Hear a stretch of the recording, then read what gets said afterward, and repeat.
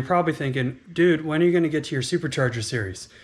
It's coming, guys, I promise. There is a primary part stuck in customs, and we just freed that up. So this episode here might be the last episode before I start my supercharger series. As you can see, I have a bunch of shelving in here. This is not one of my favorite mods, but I did make this shelving. And the supercharger is residing safely up here, along with a bunch of parts, some intake parts, all sorts of good stuff. Let's get started. Top 5 mods for my garage. Let's check it out.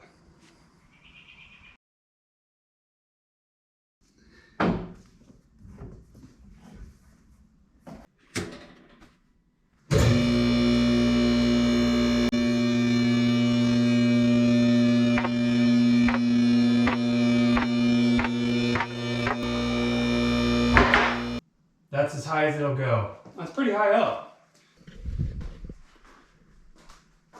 I'm 6 foot tall and I can sit on the ground, and this is what it looks like. I'm gonna take off my splash shield and I got plenty of room.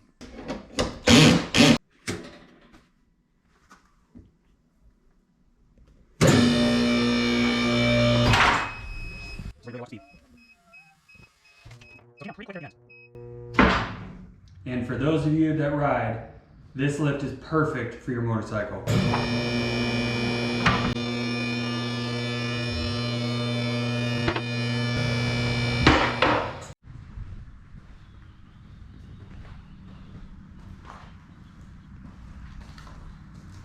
Use your Stratus as a workbench. Right here. What a perfect spot.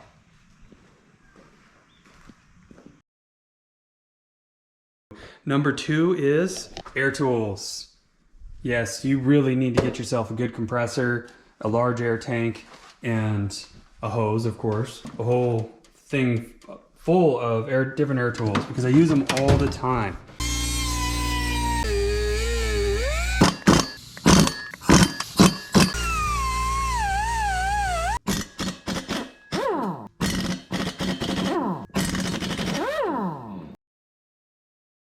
You can never have too much lighting, in my opinion. If you do any kind of detailing or working on your cars in the garage, be sure to get yourself a lot of lighting.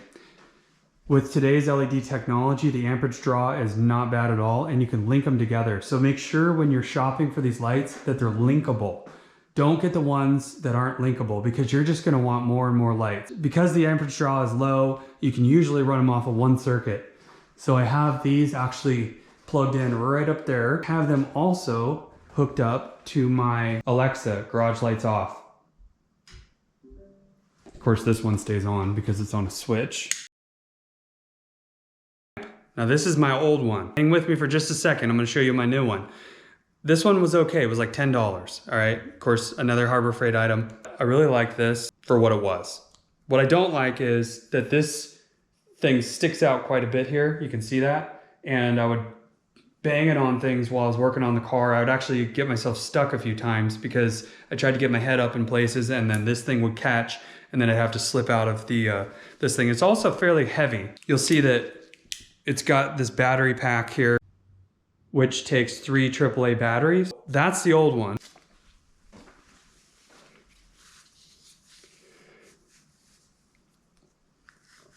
Now, the looks are going to take a little bit of getting used to just because it's different. It feels like a headband, but it's way lighter than that other thing. And the field of view on this is amazing. First, I'm going to turn it on. So you can turn it on with the button on the side like that. You can also turn it down, go to spotlight, go less on the spotlight, and turn it off. That's all with the click of the button that's right here. One other thing that's super cool is you can turn it on, turn on this motion activation feature. Now, when you want it to turn on, you just wave your hand by it. What the hell did you just say?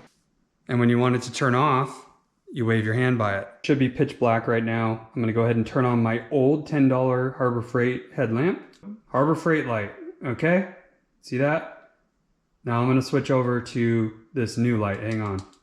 And this is the new one. That field of view is crazy. I also like the fact that you can recharge this. You don't have to use batteries. You And I like that it's actually the same plug type, sorry, I'm trying to do this with one hand, as the GoPro. So that actually is very handy for those of us that have GoPros. That's how you turn it on. And then that's how you turn on motion activation right there. And you saw me use that before. Turn off motion activation and then turn the whole thing off.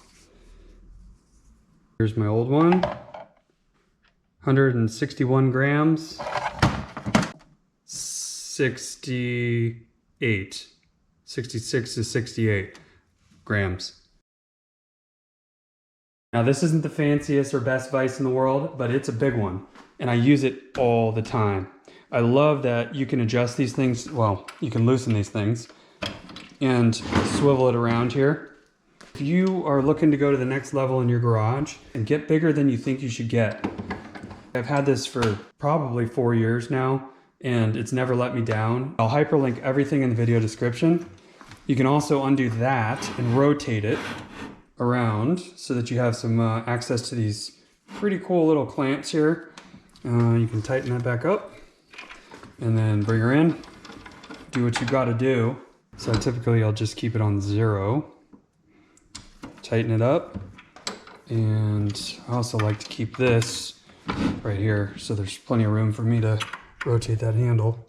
I actually use this quite a bit right here. This is something you can put different parts on there and just pound on it with a hammer or whatever. Very handy. Make sure you bolt it down really well to the work surface that you'll be mounting it to. You gotta have yourself a good vise. I get asked about this floor quite a bit. I will hyperlink it in the video description. It is a very nice floor. It's vented and you can see it's a little bit dirty right now, but you can actually pick the whole floor up and take it outside and vacuum underneath it to clean it out. Now, if I could go back in time, I probably would have got the solid floor tiles. This looks really cool. If you're into this type of design, you can do whatever design you want online and then they'll send you the tiles for it. When you drop stuff down in there, it is a pain, and that's probably why I use my retrieval tool for stuff. So you can see I got like a nail sitting there. Sometimes little screws fall down in there also. If you spill any fluid, there's a little, it's like a washer. If you spill fluid, it can be a pain. You'll have to pull up the tiles, which isn't that hard to do, and clean underneath the tiles, but you gotta admit, it's pretty cool looking. It's out of Colorado, a place called Garage Flooring LLC.